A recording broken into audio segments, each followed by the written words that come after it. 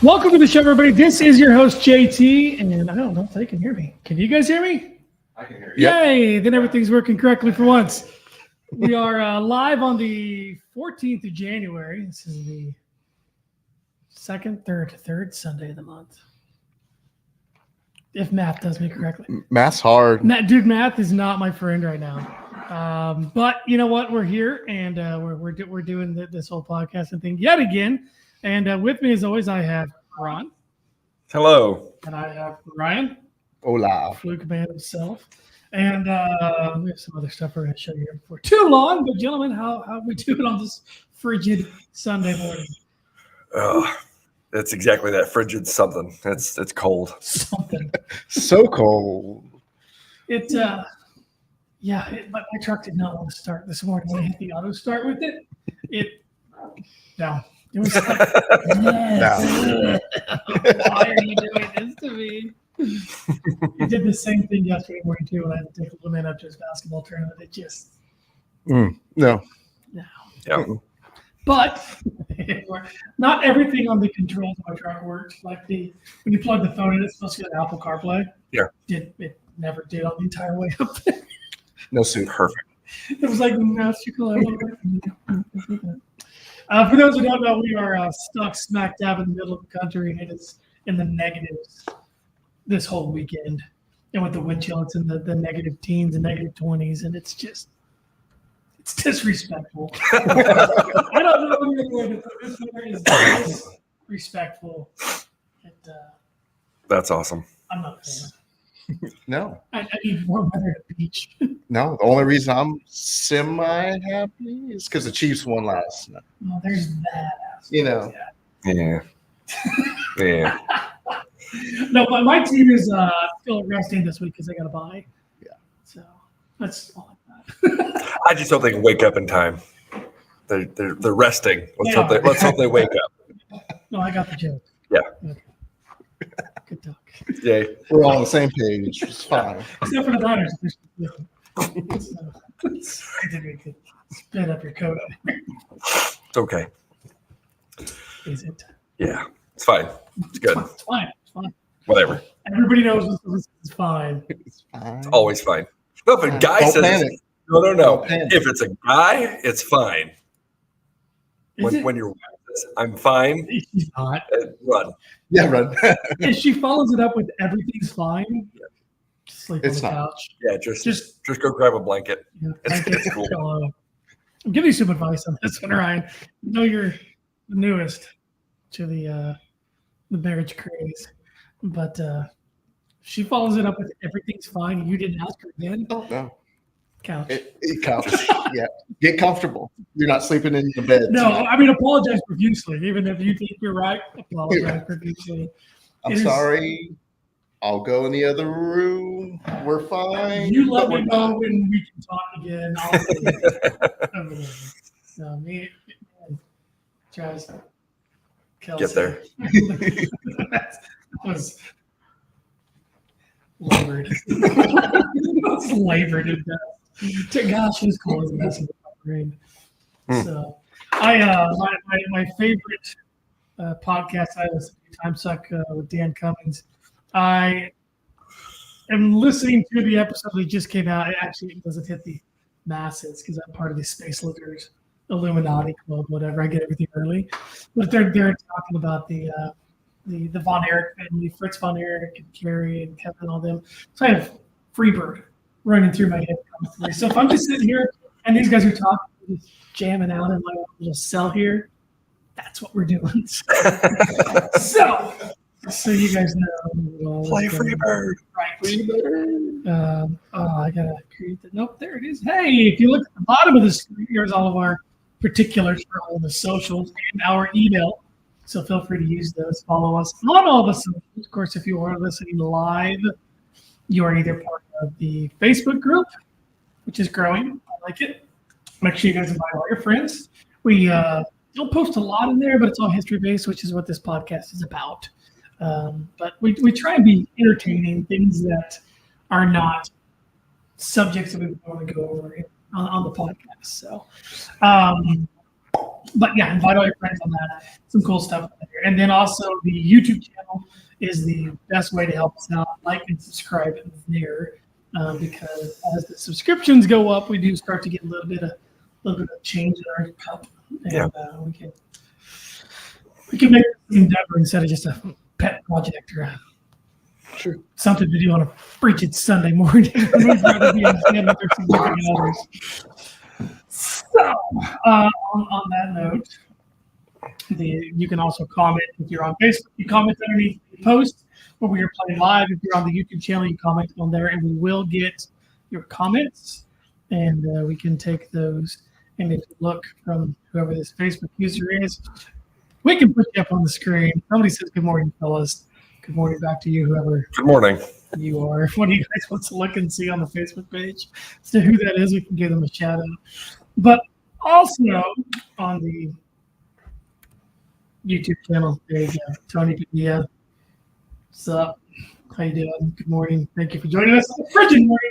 We're going to try to entertain you, and even if we fail, we're going to have a good time. So there's that.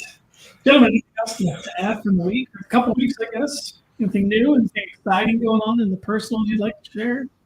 We had some folks over last night because my oldest is going to the Air Force here in the next 10 days or so. Nice. So we had a bunch of friends and family over, and it was a real good turnout.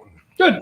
Well, thank you for your soon-to-be service and Yeah, exactly. He's carrying on the family tradition. And so when I went to bed last night, him and his buddies were downstairs in the basement, and you can't imagine my surprise when I walked down and they're playing blackjack with Oreos. Of all the things that late teenagers could do in a basement when there's nobody around, they're playing blackjack with Oreos. That's awesome. Yeah. So That's a win. That's a win. Yeah. Is it double stuff like 100? No, they were the thins, so it actually looked like chips. It's actually kind of cool. Yes. It was pretty neat. But I mean, you could think of a lot of things that kids are going to try to get Oh, away with. sure. And he was playing blackjack with Oreos. I love it. It's a good Yeah. kid. Oh yeah. No, he's gonna go far. He's solid. Yeah. He's gonna do well in his military career. If he can play card games with cookies, yes, he's gonna be just fine. He's using ingenuity. But that's the thing. So I have a lot of friends who are in the military, and spades is the game to play. Yeah. Which I mean, you were. I learned it know. in the military and learned most of my shit talking from how to play spades and and that evolution. That's how you learn. Yeah. It's great. I have a hard time picturing you without the beard, though. I'll show you a picture sometime. It's No, don't really image, man. I mean, if you want to put it up in the group, you can. Don't do it on my part. I won't, Yeah, no, it's tough. It's very different. You know how long it would take me to grow a beard that long? I don't know either. I'm asking genuinely because I know this is about as thick as it gets. 18 months, give or take with trims and stuff. It's like 18 years. It's beautiful. Thank you. It's lush. It's glorious. Yes, it's expensive though. I'm not even gonna lie to you. I use in the shower. I have a body wash I use for my entire head to toe. No big deal. Oh, stop. Okay. But I've got $35 beard wash and conditioner. Again, you do you. Yeah. Proud of you. Yeah. Found something you're good at. Growing. Facially. Yeah. Well, look, man, comparatively. Yeah. I had patches where it looked like I had mange until I was 35. So, Do you see mine? Nothing No, I don't see here. yours. Baby smooth. It's fine. It's fine. It's fine. Yeah, It's fine. See? Everything's fine. Everything fine. Right? So, as if you can't tell, we are in a new studio yet again. We're trying to find a home. We're vagabonds of the podcast. I don't know. I think this is the most awake I've been for a show, though. That's good. It's the cold. It's got to be, right? It's got to be. Well, that night, it's like, it's fine. It's fine. It's fine. That I've driven home like 6 times this morning because I keep forgetting shit. Well, I'm awake because I helped push that Mustang off the road. I came just down the road here. There's a Mustang sitting in the intersection. And first he waved me on. So I pulled up next to him and I gave him like a thumbs up, thumbs down. I was like, hey, are you okay? And he's like, Nope. A strong no. So I went and pulled the car over, ran back down the intersection. My lungs were freezing as I did that. And then he's like, yeah, the car, we can push it, but I don't have power steering. Son of a. So he had to sit in the car the whole time and muscle the steering Well, of you his frozen Mustang, and I pushed his Mustang out of the road. Wow, you're a better man than me. Yeah, good guy, Ron. No, I just couldn't. He gave this, like his whole body thumbs down. And I was like, all right, I can't just go, well, good luck then. Pickles, huh? Yeah. Well, see you later. Yeah, I couldn't do it. I just couldn't. I tell you, I could have loved a day like today. I'll call 911. They'll be here soon. Let's go. I'll call somebody that cares. Yeah. I got a thing, Got a thing with some people. Yeah. It's warm in here. I'm sorry. Somebody All the will Dirty come. River Chronicles. I gotta go. Yeah. See the river, the dirty one out there? It's across the way. It's probably frozen now. Oh. You know what? By Monday, pretty sure you could probably walk on it. I wouldn't. Do it. No. I wouldn't. No. I literally just said I wouldn't. But I bet you could. You could, but I won't. Well, I'm not saying I want to. Yeah. You said I could. Yeah. It's fine. It's a new tagline. It's fine. I'll sit on the couch. So, shall we go ahead and get into some today in history? Yes. Share that beautiful bean footage. Thanks, noob.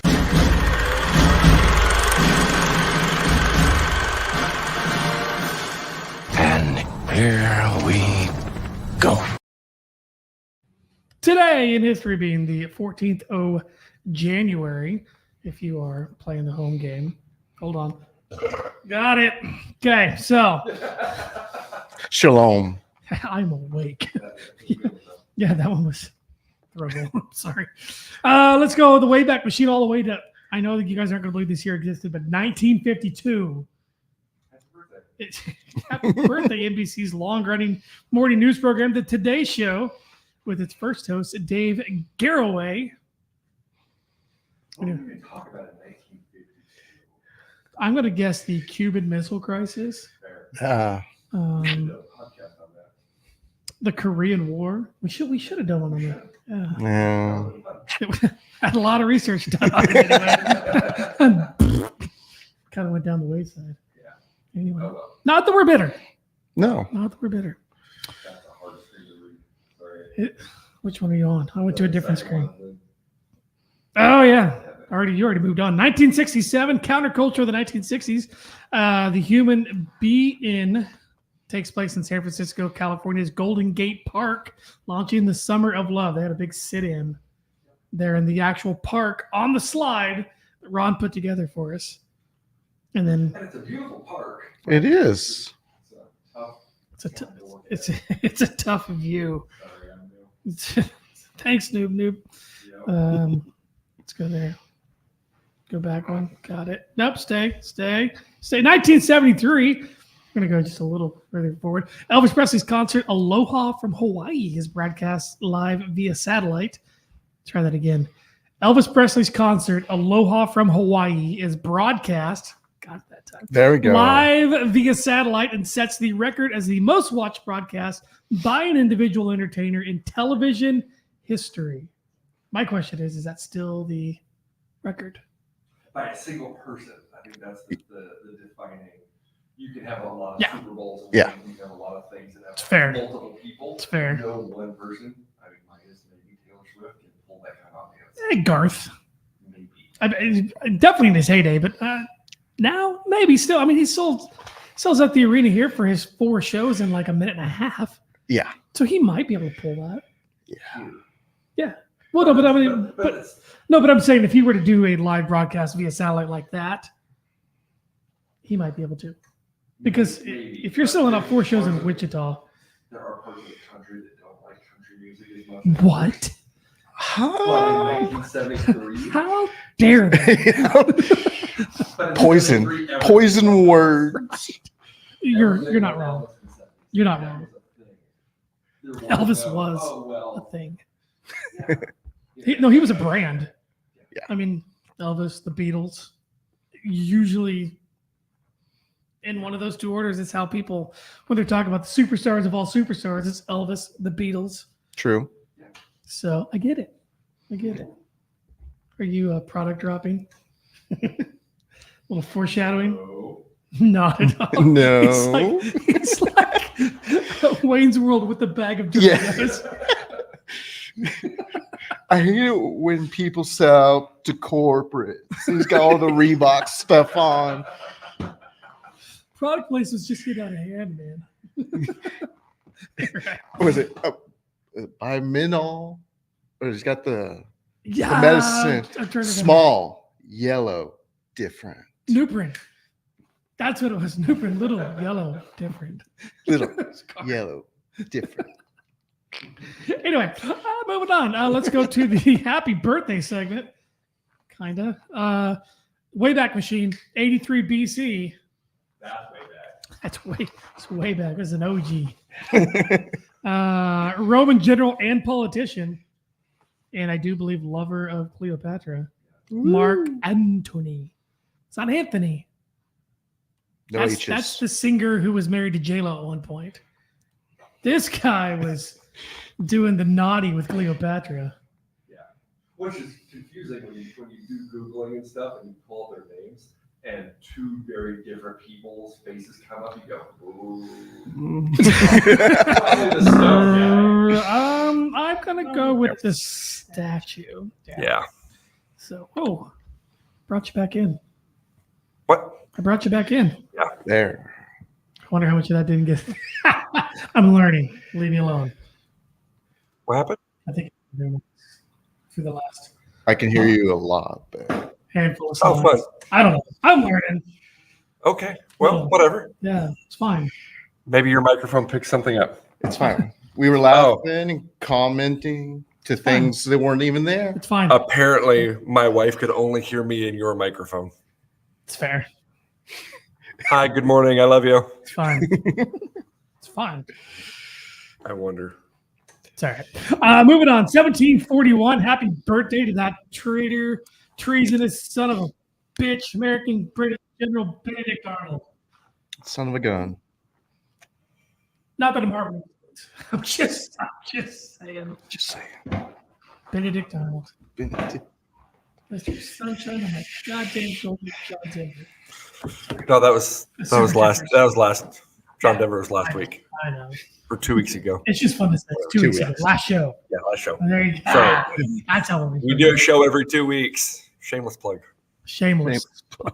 I guess we're all better. My wife texted me. So Well, we're better. I'm shameless. Hi, good morning. Hello. Good morning. He loves you. Just it's fine.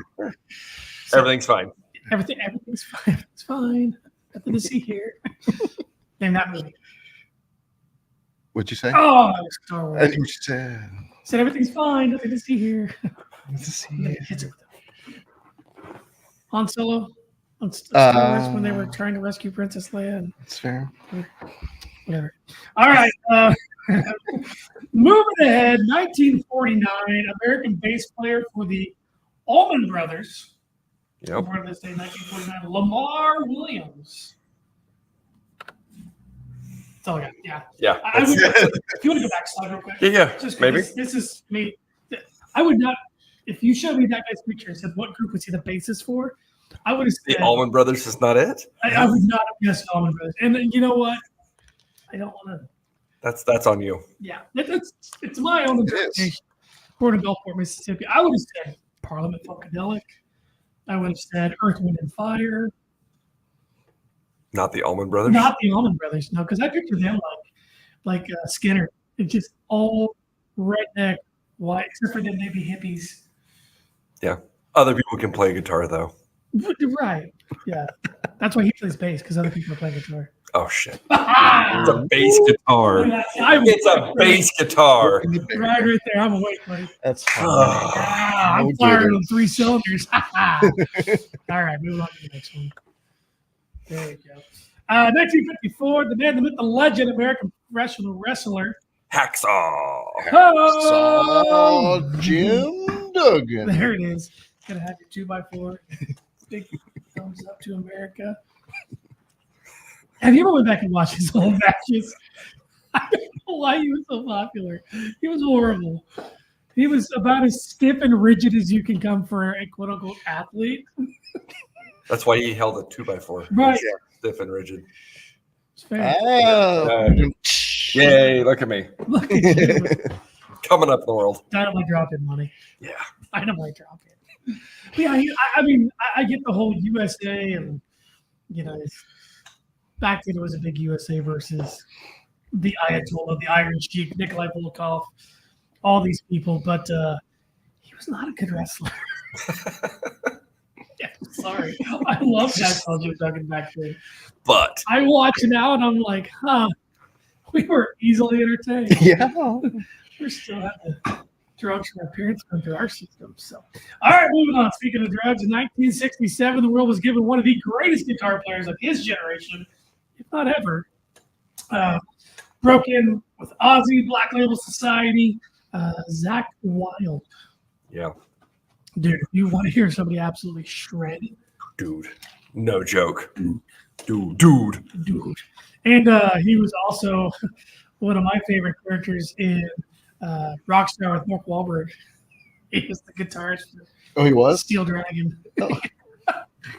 I love that movie. I'm not that movie's fantastic. It actually is. It's a pretty good movie. It's a good movie, despite Mark Wahlberg. Actually, he's not bad in it either. No, he's pretty good.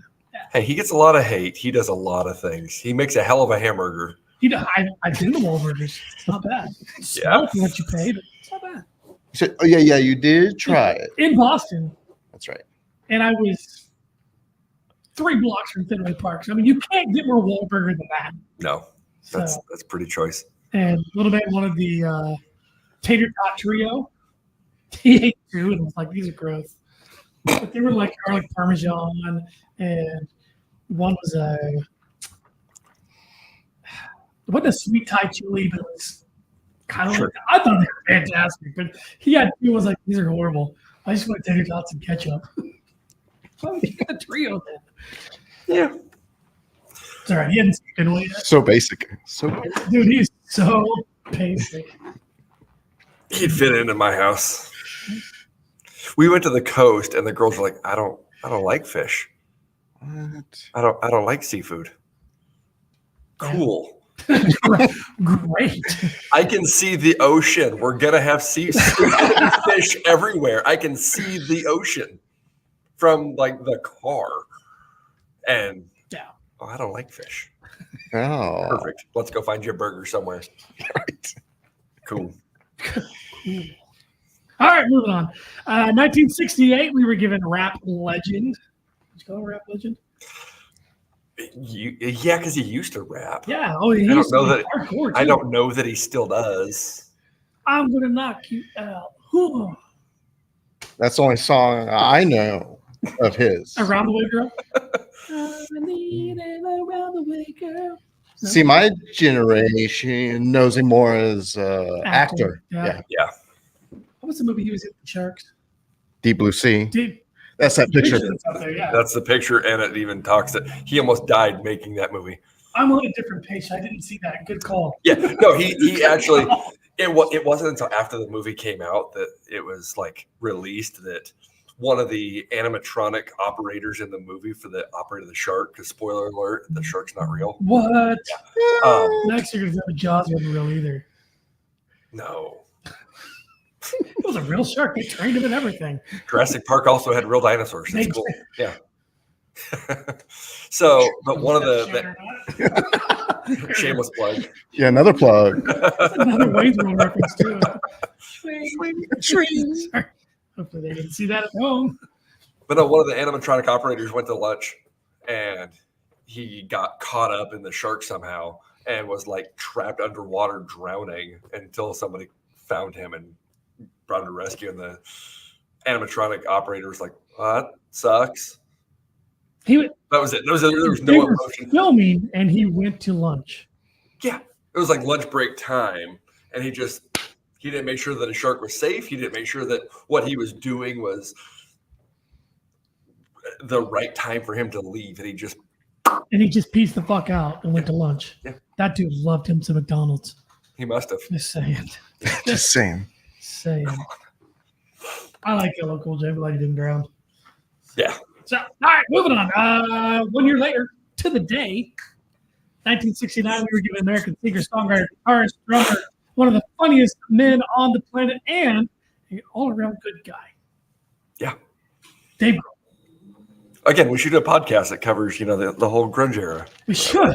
We should, Oh, wait. Yeah. Again. One of our dark shows. Dark episode. Not dark as in...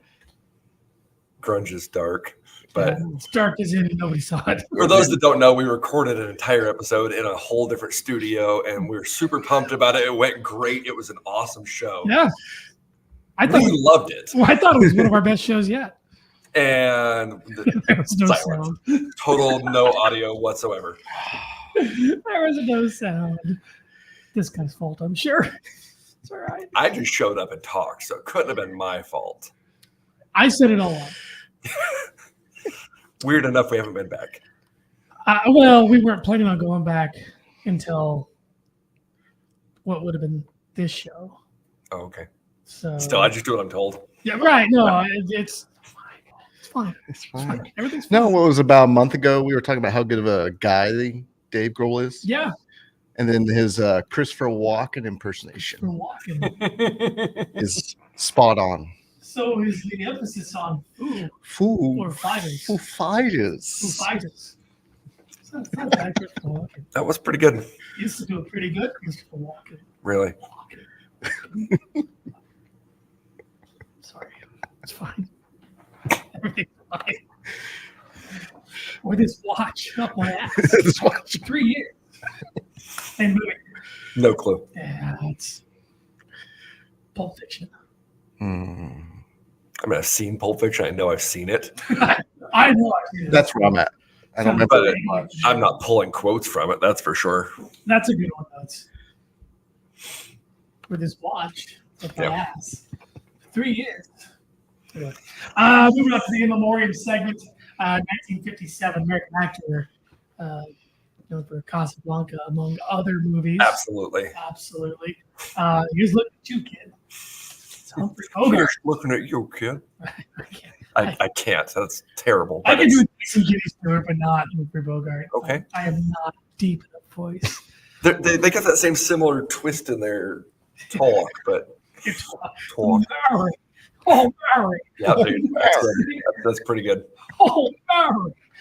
Gotta get the reverb. Barry. Sorry, we just watched It's a Wonderful Life over Christmas. That was like a month ago. I know. I said we just over Christmas. So The world keeps going. It's Yeah. not Christmas anymore. You got to move on. It's already Valentine's Day and St. Patrick's Day. Look in any Walmart, any grocery store. no, it's drug true. store. it's fine. It's It's fine. damn near summertime. Surprised they don't have bikinis and Right. Yes. board shorts out yet. It's So about you- that time, right? Now's the time to buy. It's balmy out. It's a balmy, feels like -21. Eskimos aren't even coming out of this. Sorry, Inuit people or whatever. Moving on. Next in 2016, we lost one of my favorite actors of all time. Very versatile man. Yeah.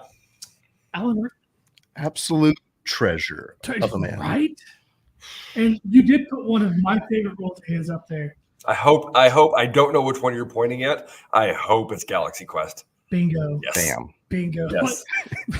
Midway through the movie, his makeup is that prosthetic piece on his head keeps coming more and more undone. Yes. His hair starts poking out. It's fantastic. Have you guys seen Hitchhiker's Guide to the Galaxy?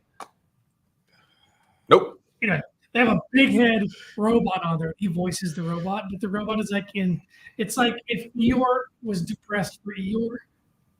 Damn. Right. He's that much of a downer. It's Nice. awesome. This thing waddles. Just adds to it. Right, you imagine Hans Gruber being that down. Yep. Sorry. I'm on a roll today. It's like a square wheel, but still. But I'm rolling. I'm rolling. Still. We're moving. Mythbusters made it work. I think it's possible. Square wheel? Yeah. Oh, I They don't put on know. bicycles. Sure, it was comfortable. Yeah. Yeah. All right, moving on. Lastly, and the reason for us to gather today. 1984, we lost American businessman, philanthropist, forward-thinking businessman, the man with the legend, Ray Kroc. Yep.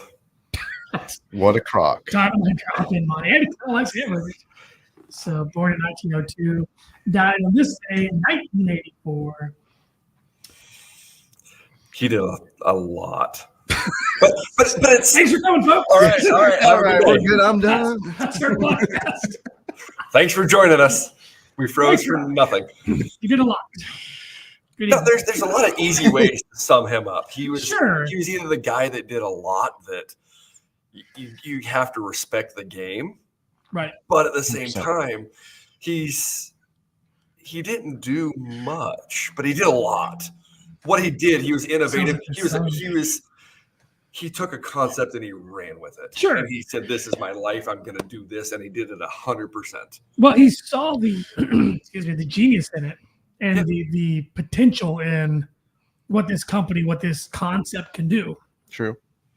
The concept. Sorry, it's not a Christopher Walken. Concept. The concept.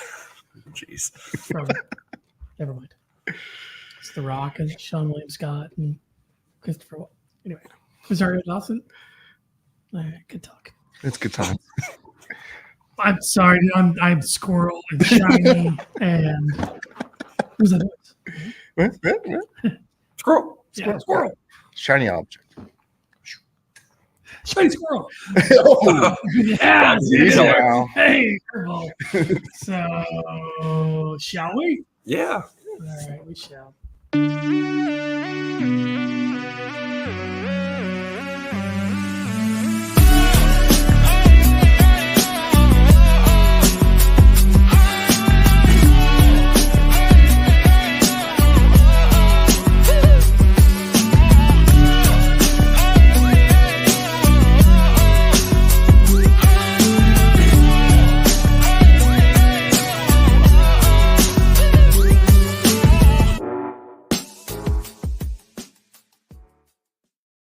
Just seeing if you guys are paying attention. Just testing you guys. I played the wrong video.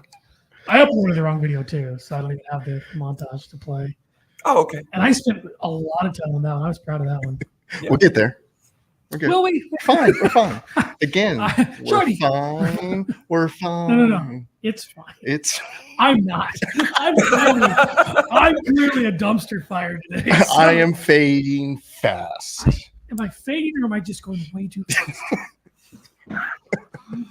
So, Ray Kroc, Yeah. man, the myth, the legend, man, the myth, the legend. Yeah, the reverb. Whoa. Remix.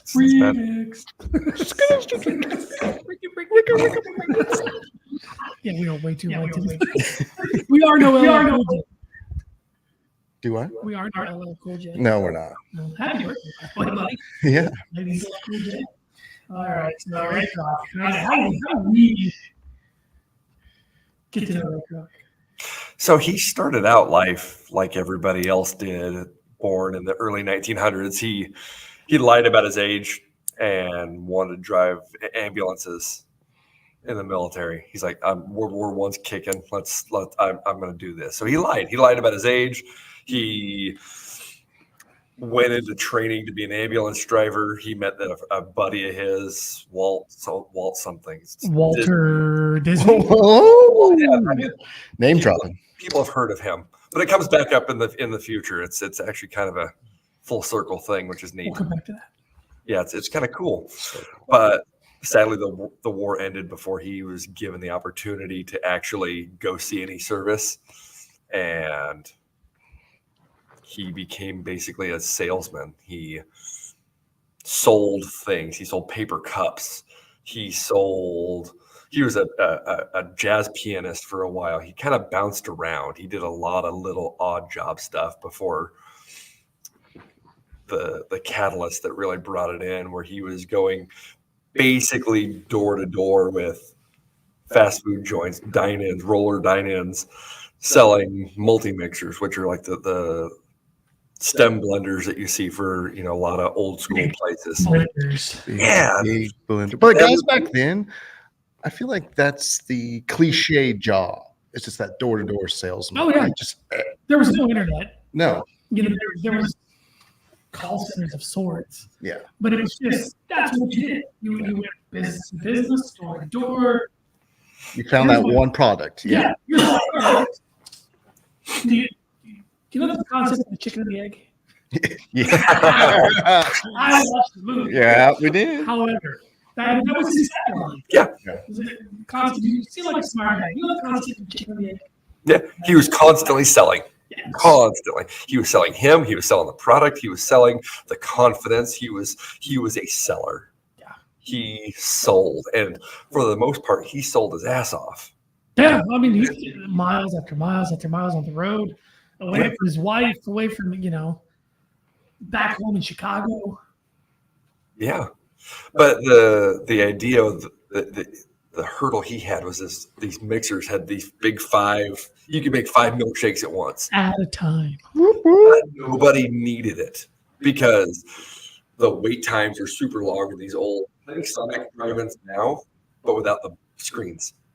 So somebody would come up to your car, either on roller skates or on foot. They'd take your order. Fun fact. Smacking all that around. My mom was a roller skating car hop for her first job. That's awesome. Yeah, my mom was in that whole, not that era, she was a little after that, but still. I don't know how they did it. Carrying food on roller skates. Yeah. Like, Yeah, my 5 foot nothing, 100 nothing pound mom on roller skates carrying a tray of food. zooming around. And I love my mom. I love her. I love her. I love her. However, she's not the most coordinated people now. So it's hard for me to picture her on roller skates carrying a tray of food. I just say, I love you, Mom. However, Yeah. it's a skill. It's like Ryan was saying, I don't think I could do it. No. I had a hard enough time with a tray and food and You're right. inside.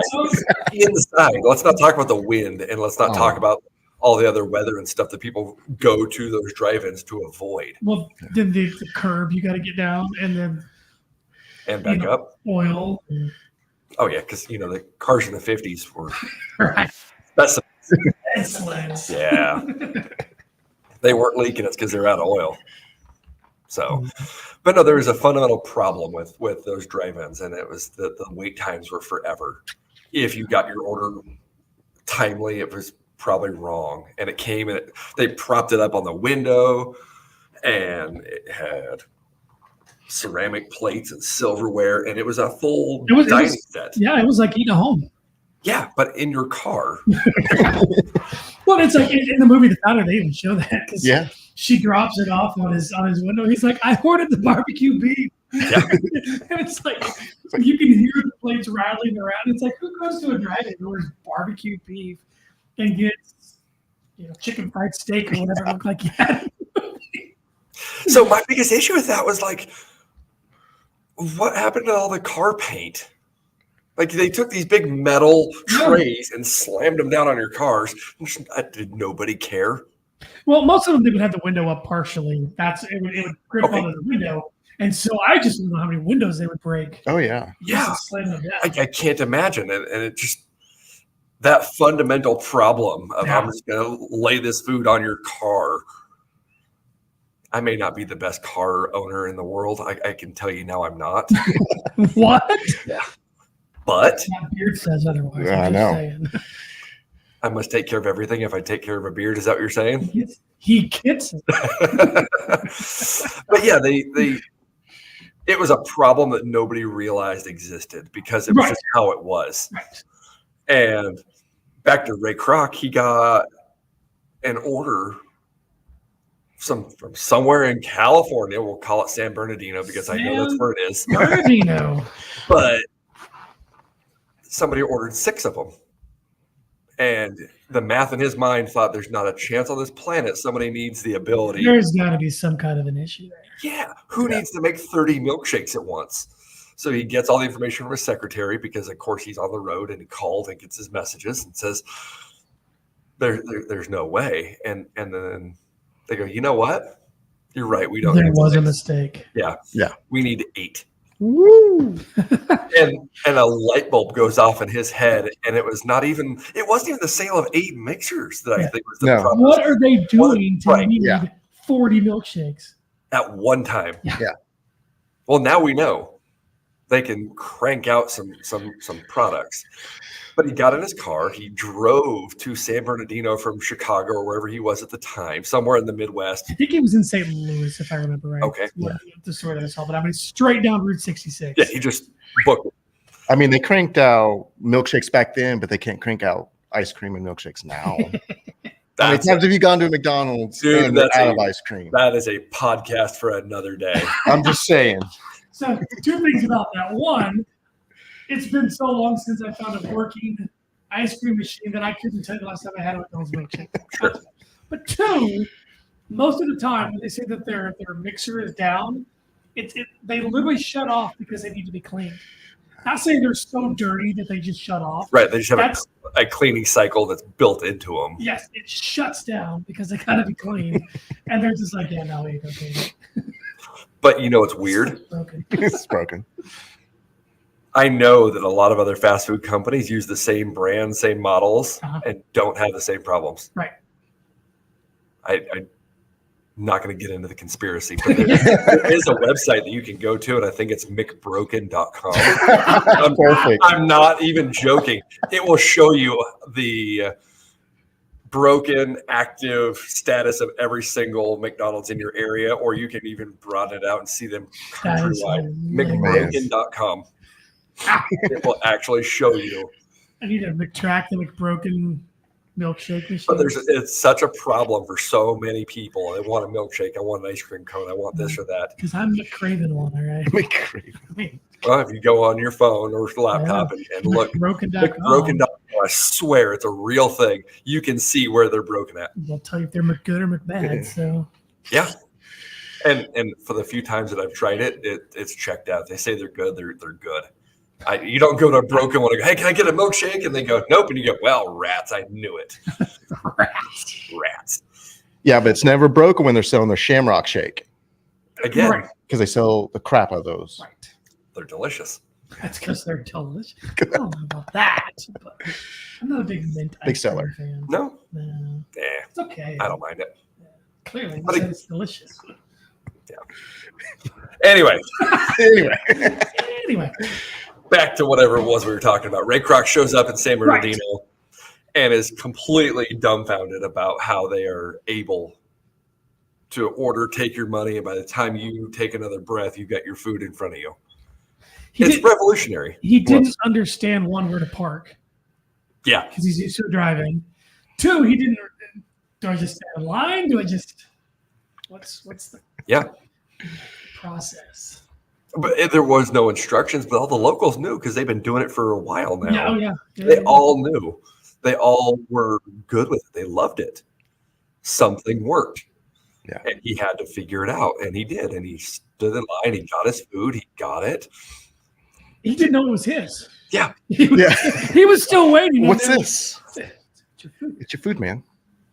So for everybody that hasn't picked up yet, there's a lot of references to the movie The Founder. Yeah. Yes. But it is the most accurate recreation telling of the story that it was done so well. We're basically doing a movie review right now. Kind of. Yeah.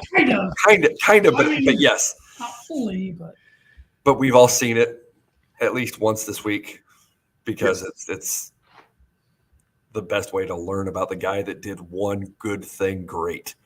True. And he did. But anyway, he meets the owners of the restaurant and he goes, man, you guys have an amazing thing going on here. And he gets an opportunity to see the system firsthand. They take him back in the restaurant. They talk to him. They show him exactly how things are working. And he goes, how did you figure this out? And they said, well, we went out to a tennis court. We put it down in real life. It was their version of a computer model. And they said, we put things here. We tried it out. We found out why it wasn't working. We erased the chalk. We did it again. Staff out, yeah. Everything. And can you imagine now getting a teenager to go, hey, I need you to pretend to make fries. I need you to pantomime making fries. They wouldn't do it. Teenagers today don't have that same kind of, I'm going to do this fully. Yeah. They're going to go, okay, I'm going to drop the fries, and then they're going to grab their phone. And they're going well, it's true. That's the difference between then and now is we have phones. Everybody has one in their hand. Literally everybody. Homeless people out here have phones. phones for crying out loud. But back then it was just you had to have a work ethic. Yeah. Because you had a job to do and there's nothing else. There was no distraction. I get it. Yeah. But he got his entire crew to walk out and find the problems before they ever put it into reality. Right. And if you can take an entire day of figuring that kind of stuff out, you're gonna do it right. Yes. What did they say? It took them about 6 hours, 8 hours. Yeah. Yeah, it's a long time. That's a long time outside drawing on a tennis court. Yes. San Bernardino is probably beautiful. Well, I mean, the weather probably wasn't like ours right now. It wasn't this balmy -3 that we got going on. Yeah. But no, the coolest part of that whole story, that whole array was, and if I'm stepping on your toes, let me know. But so their store that they bought was a barbecue joint. Yep. And it was burgers, it was everything. And then they realized that they're really only selling 3 items. Yeah. Burgers, fries, Burgers, milkshakes. fries, and shakes. Yeah. Or soft drinks, I think. Sure. Something in a cup. Regardless. And but they simplified the menu down. And then they also realized that, well, we don't have a lot of business here because we got this small little city that we're in, a small town. So we're going to go to San Bernardino. Yep. The only big hurdle that they had was this big fuck off bridge. And I mean, literally, they tried to, and the bridge said, "No, fuck off, you're not coming in." Yep. So they sawed it in half and put it on a truck, moved the whole building, and then redesigned. Yeah. And what better time when you have your building cut in half to figure out the best way to do it. Mm-hmm. And again, they took this simple idea and they made it perfect. Yeah. And the McDonald brothers settled for nothing less than perfect because they were constantly trying to make things just so. Well, it was Maurice, wasn't it? Or was it Dick? Which? No, it was. Because the movie lets you lead you to believe that it's Dick that's really diving in, and he's the one that did the chalk outline mostly. Yeah, At least that's what I felt. Mac was kind of in the background. He was kind of the business guy. He Right. was kind of the numbers dude, whereas Dick was the one that just put his heart and soul into it, and he made it his child, his thing. And they eat, slept, breathed McDonald's. Yeah, and it was their child. Yeah, heart attack. Yeah, yeah. Wasn't this processed back then, but they still had just burgers and fries. I don't know how much truth there is to it, but when they were talking about, these are 3% too crunchy or 3% too done or whatever. I don't know if he was really that high. He was that precise with everything, but it was absolutely a window to see how the difference in their thinking was, and how he was constantly on product, like you said, product perfection. Yeah. And how they he was to the point of they're too crunchy, they're too salty, they're too this, too that, whatever. But it's 3% too crunchy, it's 4% too salty or whatever. So, right, but that's the thing. Like, even if you put a number to it, it puts some kind of quantifier in. Right. It's instead of saying this is too crunchy. Well, how much too crunchy is it? Yeah. You don't know. Right. And so he says we're going to go to 2 minutes and 50 seconds at 400 degrees rather than 3 minutes at 375 or whatever. We're going to flash them. Yeah. So I mean, it was just that scene in the movie really opened up the window so you can see inside his brain. Again, how much validity there is behind it, who knows? But see, my first thought when he did that was, I wonder how much different from those fries that he originally did to what we have today. Right. I'm just curious. That would just be interesting to. I would be shocked to know if it was much different. I'd be shocked. Honestly. So then when they were doing them, and I think they referenced it in the movie, but not. But some of the stuff that I was reading, they were hand cut fries.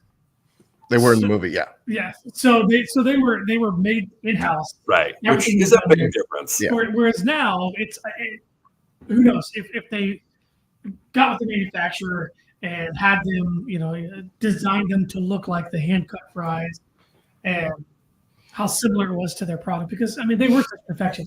Who knows? Yeah. So. Well, and even still today, if you think about, if you go and get, and I realize this is a franchise model and it's the crux of everything. Yeah. If you go get a Big Mac in California and you get a Big Mac in New York, they're going to be picture perfect identical. Right. They're going to be the same. And that's what the foundation of a franchise is you can get the same product, but they go to such lengths to make everything the exact same. Right. Deviation's hard. Yeah. You know, it's hard to go, well, we're going to do this a little different. No, you're not.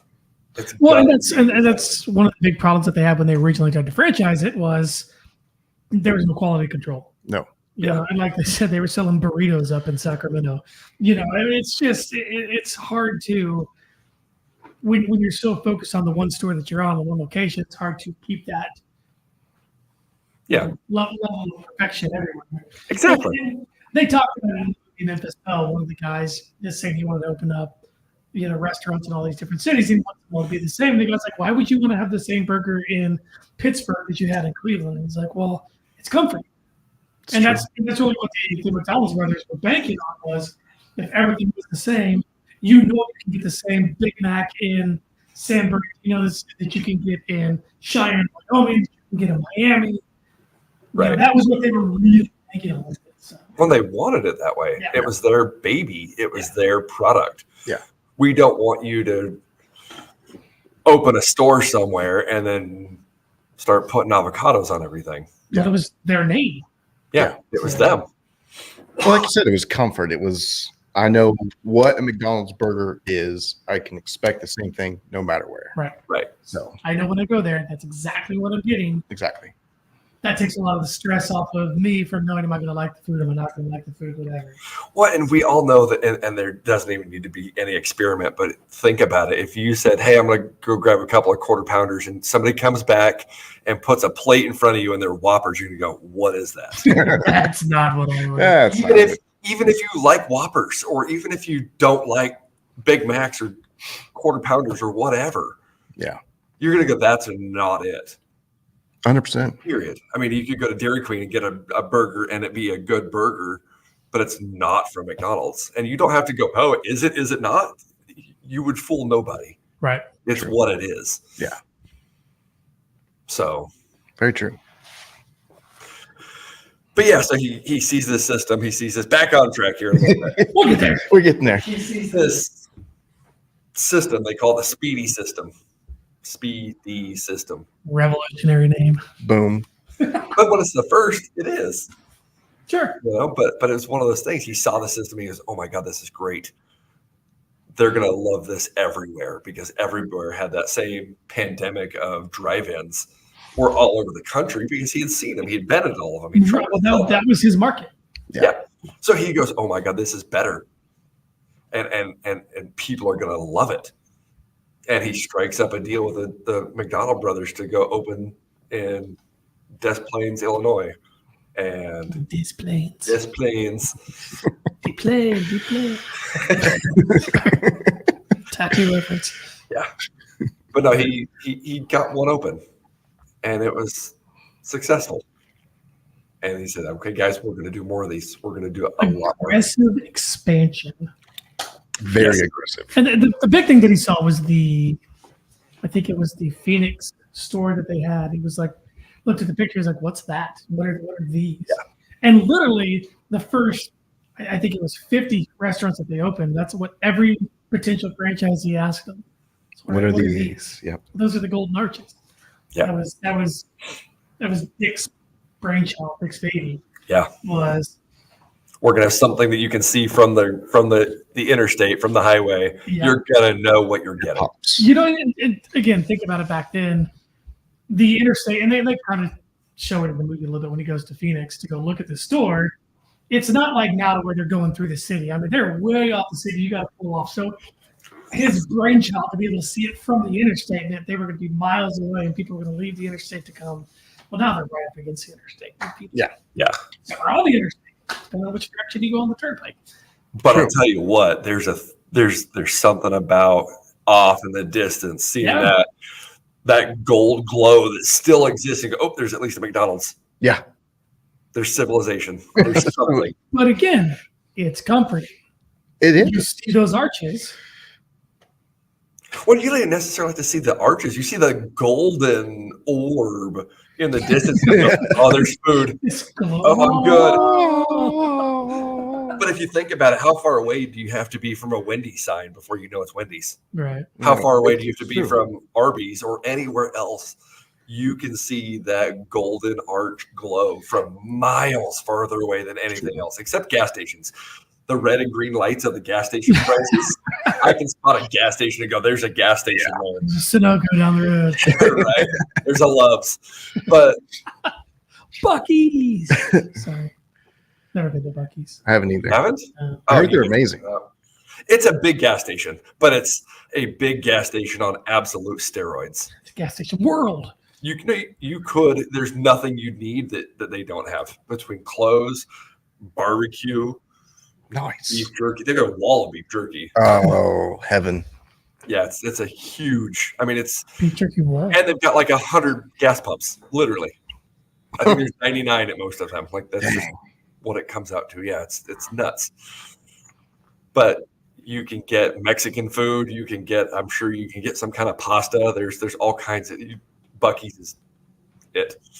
It's it. It. But we don't have any of them here. Places was about Oklahoma. I think Oklahoma or northern Texas. Yeah. Yeah. I think there is one in that southern part of Oklahoma on the way to the one that's in Texas. I'll let you know in about 8 weeks when I go to Daniel's graduation in San Antonio for base training. There you go. Yep.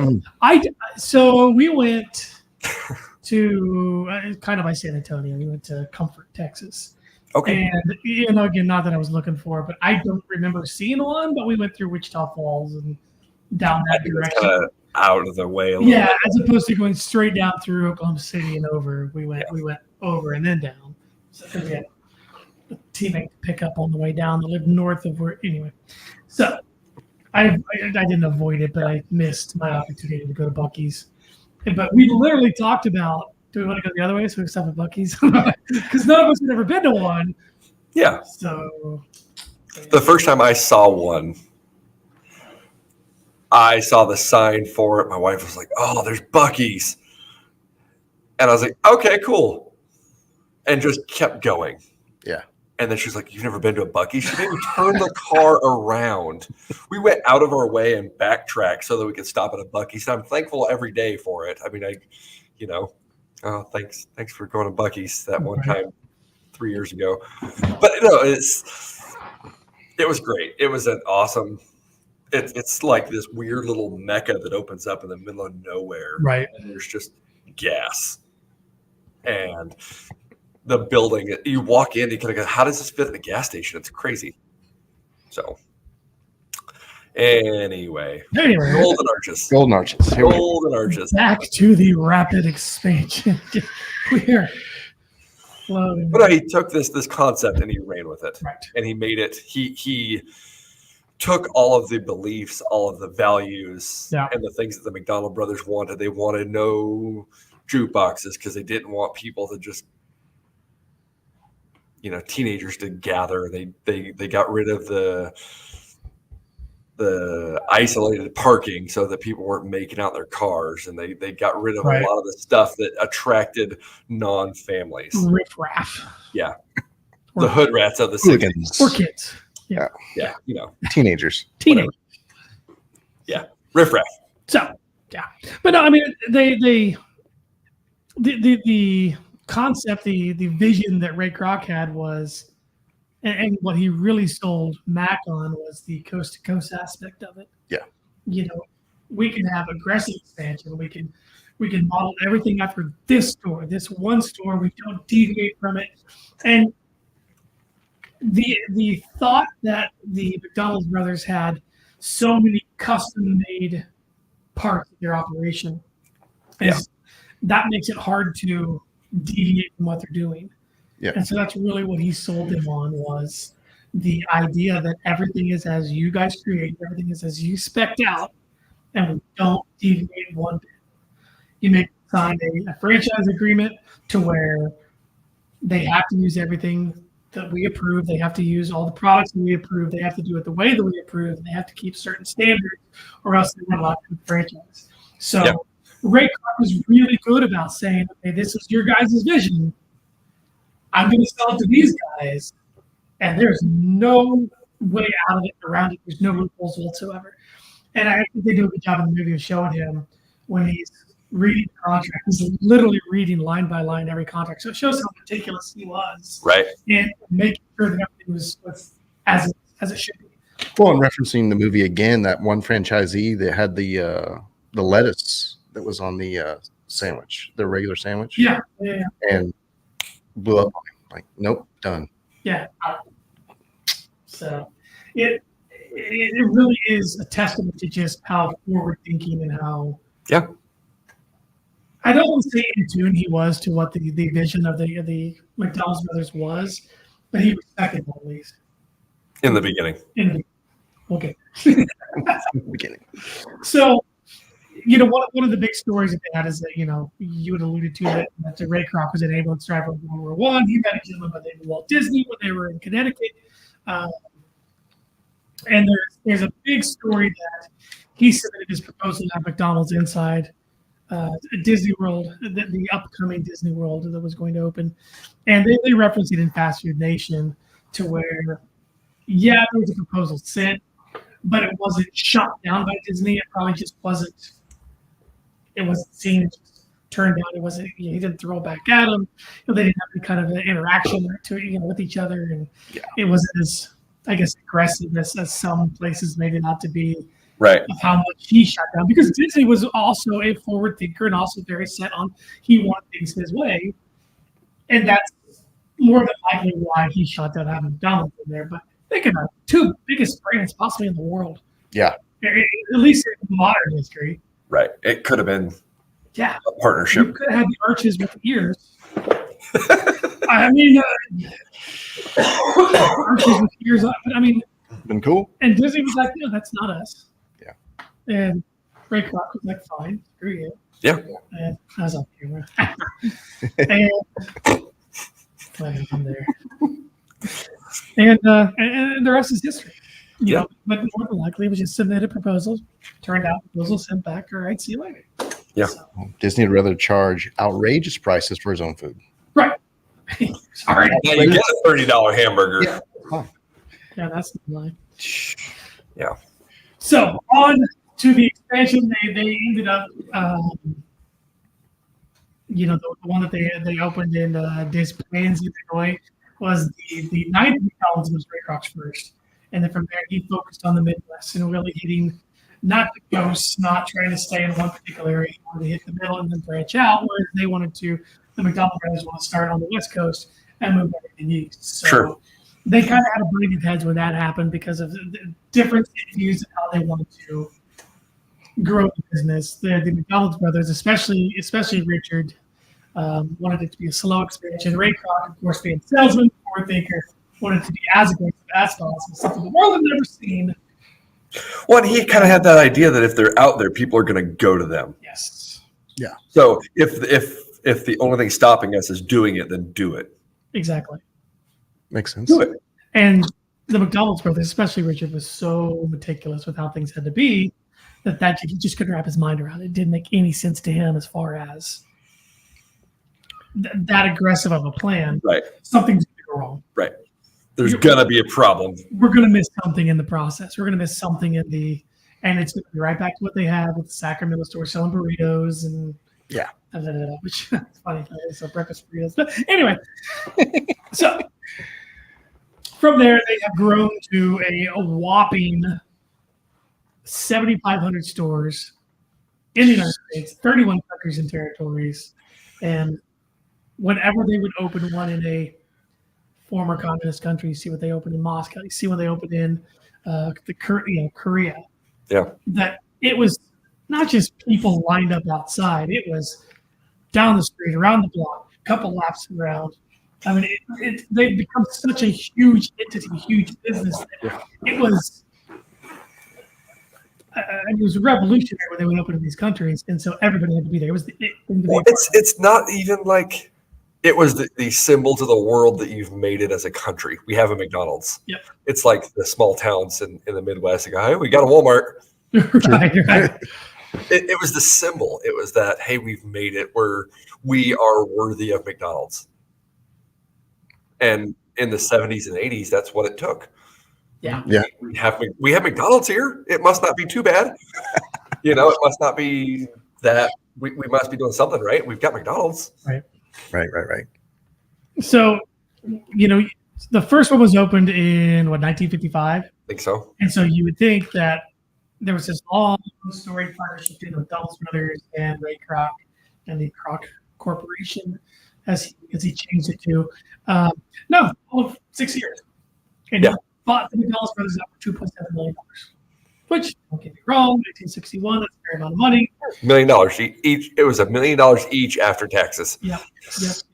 But it was because of all the kickback, because Ray would try to improve something, not necessarily change it, right? But improve. Make it more cost efficient stuff. Yeah. Cost efficient, faster, easier, something. And all he ever got from change was kickback. Yeah. He always got, Mac and Dick were like, no, we're not doing it. We're not going to do this. We're not going to do that. I mean, it was simple things. It was getting rid of ice cream in their milkshakes for a while because they had some fancy new pack and serve type mixed powder with milk, and it turns into a milkshake. Well, that's great if you can do it.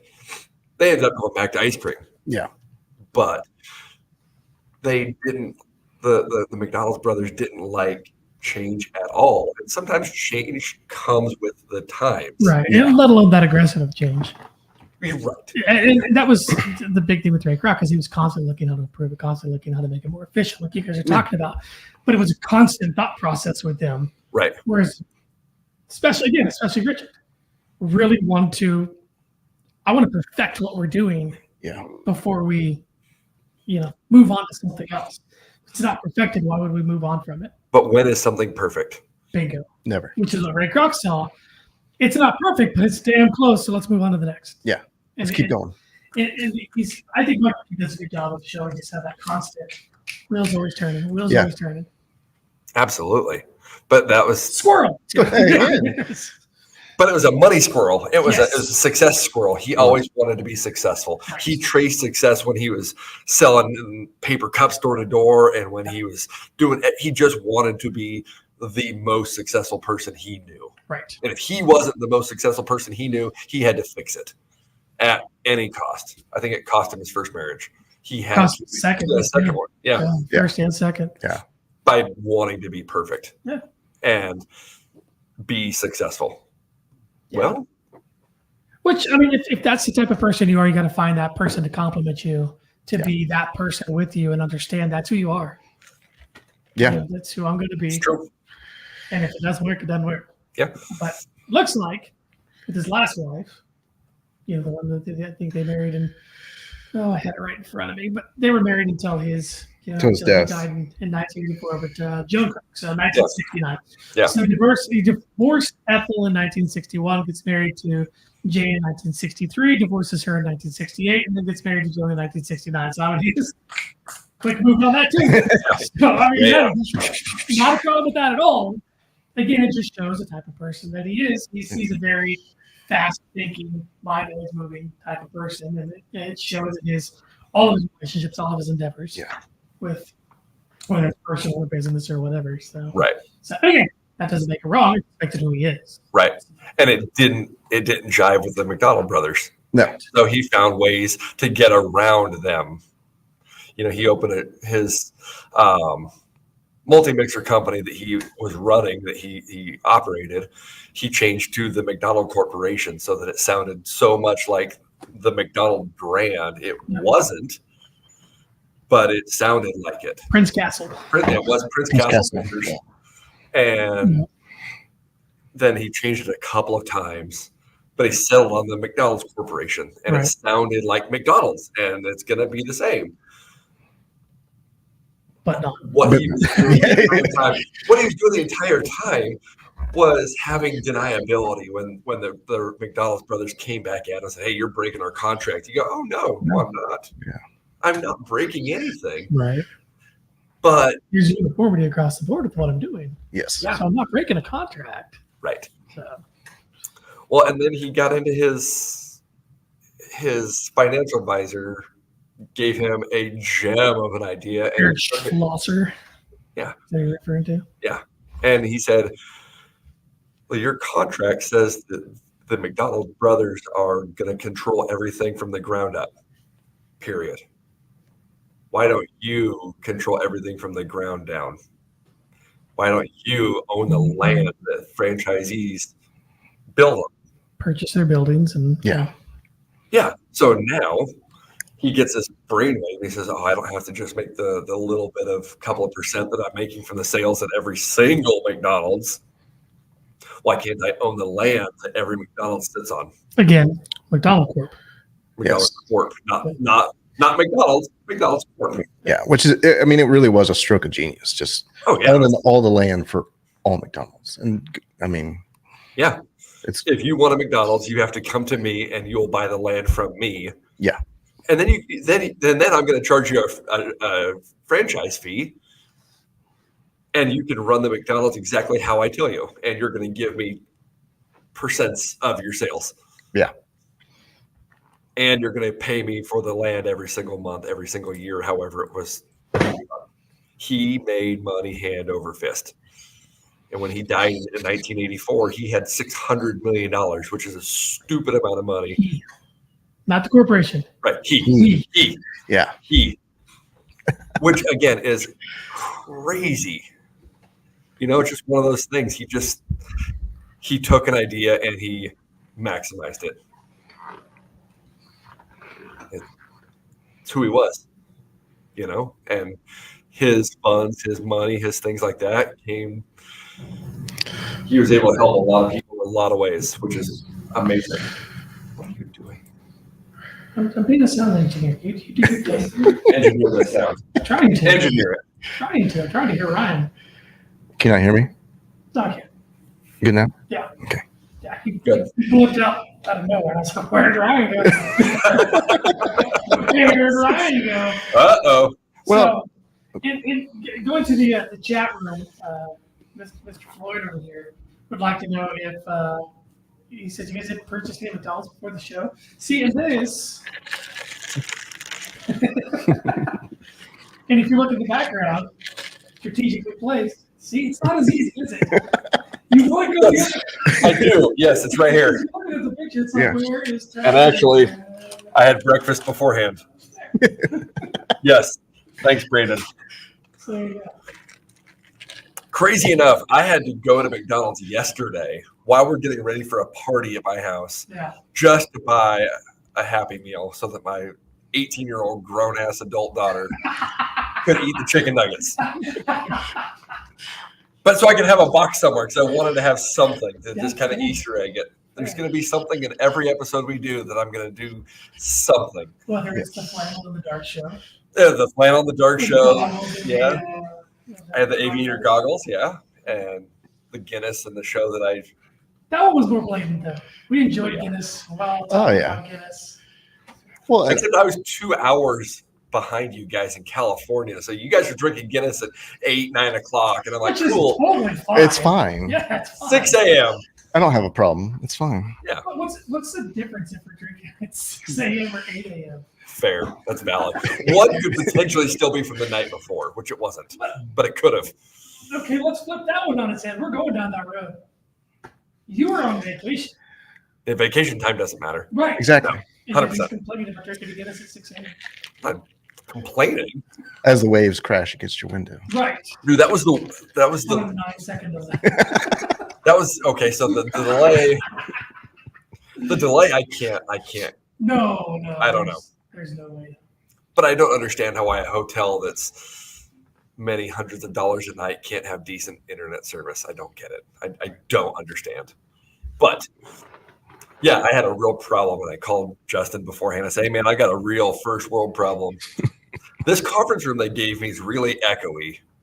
But if I open a door so that it echoes less, the waves crashing into my hotel Oh, man. might be loud. And he was like, well, we'll just see. Poor fella. Yeah, we'll see. We'll cross that bridge when we get there. And then it turns out the internet was god awful. It was atrocious. So it was like, can you hear me? Yeah, joke. I almost thought about calling on the phone and just doing the whole thing on speakerphone. Probably would have been better. Probably could have been better. But anyway. You know what? It's character. Yeah. And we had a good time. We did. Good. We did our show. We had fun. Yeah, absolutely. Drink beer, talk about beer. Bow Best out thing in the halfway world. through, whatever. A lot about beer. You know. Didn't drink as much beer. No, But we drank beer. we did drink beer. That's what matters. Yep. So I think we spent enough time on the aggressive expansion.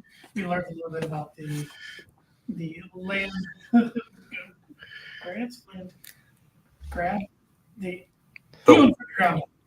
Yeah. So one thing that people really don't know is the Padres. the baseball side of it, also the charitable side of the Joan Kroc. Yes. Well, and with that massive wealth he attained and built, acquired. Yeah, that's the word I was looking for. Worked his butt off for it. He actually in 1974 purchased the San Diego Padres. San Diego. San Diego Padres. No, actually, Supercharger song. no, growing up, it's the San Diego Daddies. Daddos. I made a dirty San Diego Fathers. I'd never put that together. Right now, it's hit me for the first time. It's the San Diego Fathers. San Diego Fathers. I'm gonna go back on that exact minute that just hit me and watch the light bulb get brighter. I never. Whoa. Anyway, San Diego. So anyway, growing up in the Chicago area, he was a huge Cubbies fan. Had Cubs. So even when he was a salesman, he would always try to catch games and stuff because obviously you're on the road and let me just sneak in for a game or whatever. But at one point, he even approached Phil Wrigley, looking at possibly purchasing the Cubs. Phil was like, "No, I'm good. I'm just not about you." So anyway, so the story goes that he allegedly he's already amassed his wealth, so he's on a yacht in Florida. Reads a newspaper article that the Padres are for sale. He's like, why not? Because I've got 600. Yeah, I got some cash to throw around, Well, at a point, he's got to hang up the restaurant hat and go, okay, there's boards of people that can take this over. I don't have to worry about it. Now, what do I do with my money? Well, and you guys might be able to speak to this more too, but by that time, hadn't he kind of taken a step back? This was 74. Oh, yeah. So he was looking for his next endeavor. Yeah. But they were only 5 years into being a team, the Padres in 74, and they were looking to move to Washington, be the Nationals. Right. Because the Senators had moved to Montreal to become the Expos at that point. Yes. And so they were wanting a team back in Washington. Talks were, hey, let's move the Padres because they are absolute garbage. They were a 5 year expansion team at this point. Yeah. But guess how much do you think he bought the Padres for? 1974 money. I would say 7.8 million. A little higher. Not much. Higher than that? 10 sounds like a good number. 12. Okay. Which isn't bad. But in an interview with Chicago Tribune, he was even saying, he's like, I would have paid double that. Because I've got that money. Like, why not? Yeah. Well, you're looking at average major league contract now. Yeah. And it's 17, $18 million range. And he bought the entire franchise and the stadium for 12. Yes. And he bought it with the understanding that he wasn't going to move to Washington. So that's the main reason they sold to him, is that he was like, nope, we'll stay in San Diego. Yeah. We'll keep this thing rolling, which is awesome. See, there's a picture of it up that I put right there. Kroc agrees to purchase Padres, seeks league's okay, confident side of National League welcome city's potential. Yes. So yeah, he was banking on his salesman side of. As you Yes. said, we're not going to move to Washington. Stay right here. Yes. We're gonna stay in San Diego. I like San Diego. Oh, it's a lot warmer. It's pretty. It's right by the ocean. Exactly. You know. So,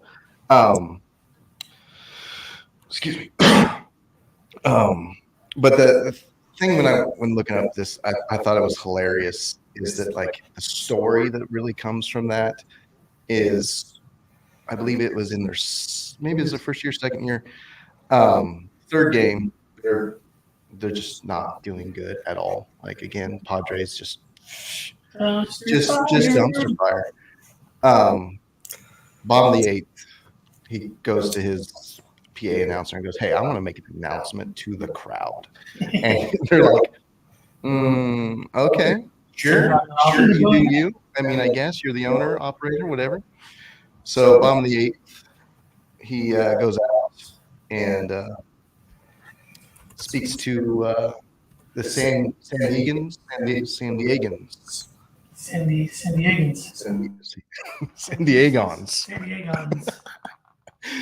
And basically apologizes for how crappy the team is. Again, doesn't happen. No, this doesn't happen at all. What? Okay. Mid speech, we got a streaker. As they would do in the 70s. As they would do in the 70s. And Ray Kroc realized that they're paying attention more to the streaker than they are to what I'm saying. Infuriated. He's just like, oh my gosh, like, what do I do? So he finally just calls out the team and says, this is literally the dumbest baseball I've ever seen. Like, I'm sorry. We're going to make it better.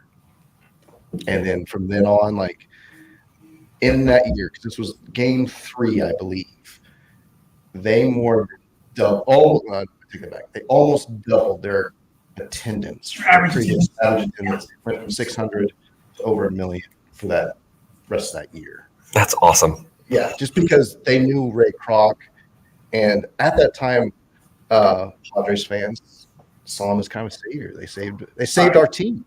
Like, we're still got a team here in San Diego, and they kind of like, hey, this guy's kind of unorthodox, but it's working. He's fun. It's working. It's kind of fun. I looked up. Do you want to know what 12 million in 1974 equated to? $77 million. Which is still a bargain. It is. A whole baseball team. Shohei Ohtani just signed a $700 million contract. Right. It's 10 times that much. You can only, Stupid. Just like I said, that story about him, if it's true, him sitting on his yacht, right, and just be like, yeah, and I'm gonna go save this franchise. I need, like you said, he's already stepped down a little bit, like from day-to-day operations, like way back. Yeah, and he's just like, yeah, being that, the avid baseball fan growing up of the Cubbies, he's like, well, I can't buy them. Right. I'll buy the Padres just for shits and giggles. And today, the San Diego Padres have an estimated worth of $1.75 billion. Yes, that's a B. But yeah. But I'm trying to remember. I believe it was 79. He sold it back. I believe. Let me double check. It's a bad business mistake. They're now worth almost $2 billion. The craziest part is hot garbage. The year after he sold it, they win the nail pendant. Oops. Yeah, they were getting a little bit better, but nothing huge. But yeah, the year after he let her go. I mean, the year after they brought in, big free agents, they brought in, Greg Nettles, Joe Morgan. Yeah. It's trying to do everything he could. He kind of set the standard, pushed it, they ran with it. Yeah. And being a salesman, I can't imagine him having a great baseball mind. Like, yeah, I bet his concession stands were awesome. Right. But as far as baseball operations and getting those guys and, Again, that's going to go back to, they got to trust he's going to put the right people in the right places. True. Yeah, as a successful business owner of a franchise, it's that large of it. That successful as McDonald's, you got to think he's going to put the right people in the right places. Yeah. Apparently not. And so he sold it. And then they, do the best they've done since they became a team, which is, like I said, a little bit of a kick to the nugs, but it's fine. Joan got to see him do it, but it's right. And Joe was really the driving force behind their charitable contributions. Oh, 100%. Kroc Foundation. And Kroc Foundation, which, helped with different things like alcoholism and AIDS and just a bunch of research into medical stuff, right. which is awesome. Which, like I said, the big one was like alcoholism, because a little known fact, well, I don't know if it's little known, but Ray, at the time, because it was secret, Ray was basically a raging alcoholic. Raging alcoholic, yeah. I mean, and it plays into that movie too. I mean, it's he likes. I'm assuming it was whiskey. It looked like a dark liquor, but yeah, I mean, it wasn't really all that uncommon to go home, have a glass of, yeah. What's wrong with that? Whiskey, nothing. That's what I'm saying. it wasn't, but I mean, it was far more commonplace for come home from work. Yes. Pour a glass of whiskey, call it a night. Where and that much stress, that much forward thinking, that much movement, it becomes a coping mechanism. That's how I handle my stress now. Right. And balloons up. And it's funny how the three of these alcoholism, diabetes, and arthritis were three of the big things the Kroc Foundation was, well, like you said, they were into medical research and all that stuff. Yes. So those three pieces go together. Right. So multiple sclerosis. Well, but I think one of the big things that came out of that is that the splintered into the Ronald McDonald House, which is the big one, which is, I mean, you've probably heard of them, but they're the ones that house the families for kids with cancer. Right. Which, I mean, they started with like an 8-bedroom little house, and now they have 380 nationwide. Yeah, there's one right here in Wichita. Yeah. I mean, so my old podcast, we would take the One right here. pop Ronald McDonald House. There you go. We take the pop tops off and we turn it and donate a pound of the pop tops is worth 1 minute of chemo. And this is the only fully aluminum part of a can anymore because of the plastic lining inside, so you don't get the metallic taste in your beverage with it drinking. So this is the only pure aluminum part of the can. When we turn those listeners and stick them into us, we stick them off the McDonald House. They go recycle them. They put the money towards Chemo for kids. Yeah. Well, right Or McDonald House. Whatever. Whatever they need it for. Yeah. But that was their big push. That's cool.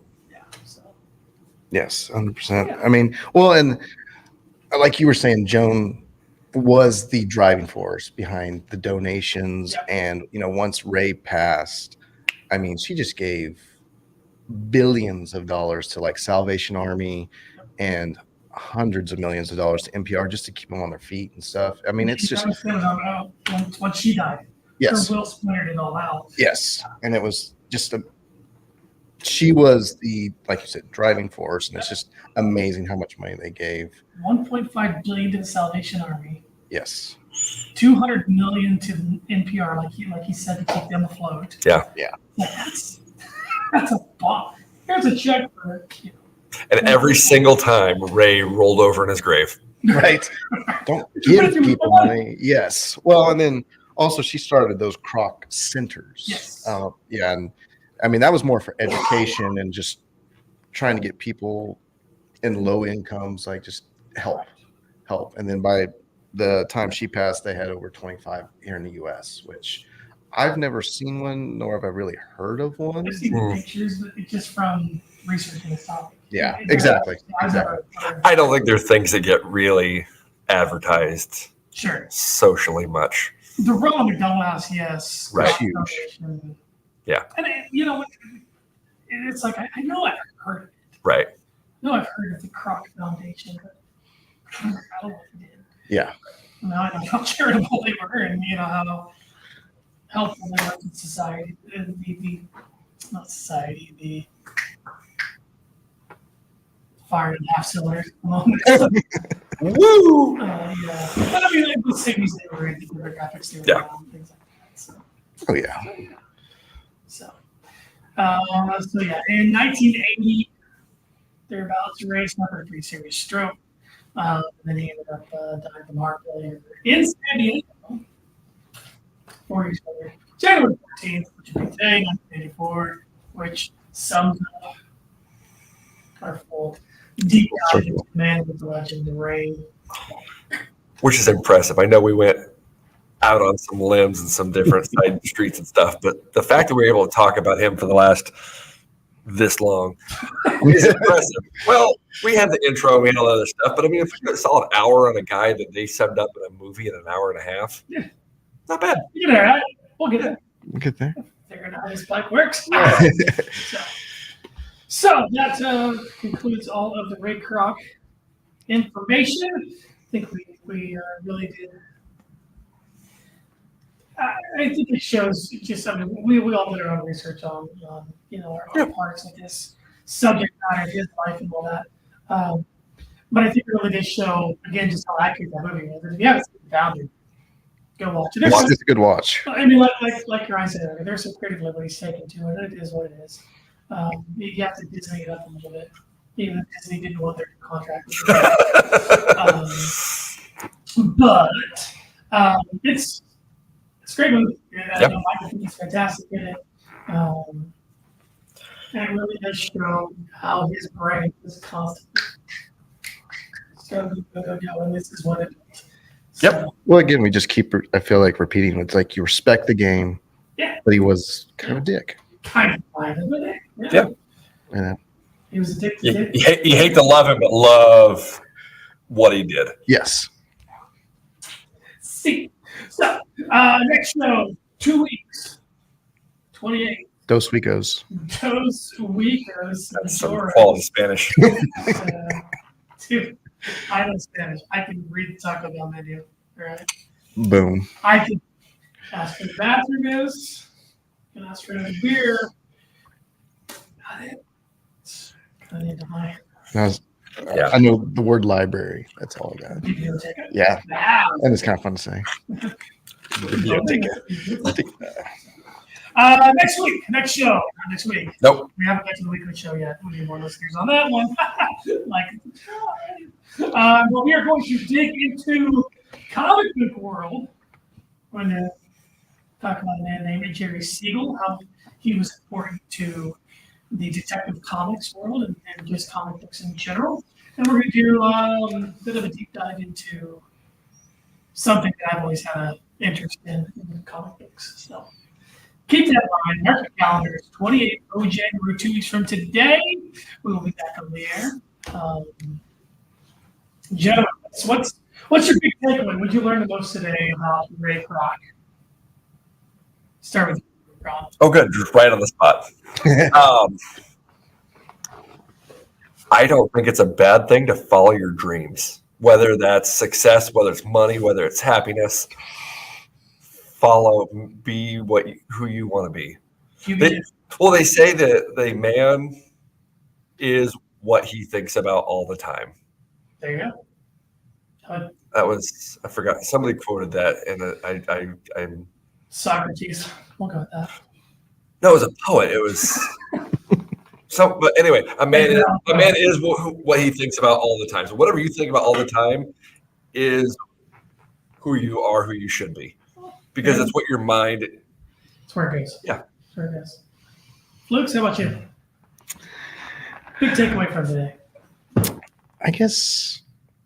I'm thinking. Well, dude, you even had the 5 minutes. I know. No, I think mine. I mean, just not knowing the story at all. Like, it was really interesting to find out about, that it was McDonald's brothers, and that he just was like, "Yep, nope, great idea. I'm gonna take it." Like, you would assume that maybe he started it, but then deep diving into the McDonald's brothers, and then just like. Where he took just such a small idea to like, I'm gonna blow this up. Boom.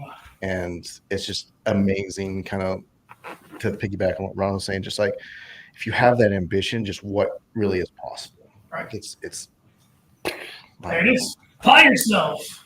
Well, if you Google Ray Kroc, it comes up founder and CEO of McDonald's. He wasn't. He wasn't. He was. But he was. But he wasn't. Real gray area. No, my big takeaways are McDonald's, Kroc, everything from the ground down. Yeah. Yeah. But it's also a real estate company. Oh, there it is. So, all right, 2 weeks. We're talking comic books, gentlemen. Thank you for another fun, fantastic show, and we'll figure out my technical difficulties before next week. I think I know what they're on. That's fair. Got you, brother. I got you. I got you guys. Thank you for listening. Make sure you like, subscribe. Look across the bottom. Follow us on all the socials. And we'll catch you in 2 weeks. Stay warm.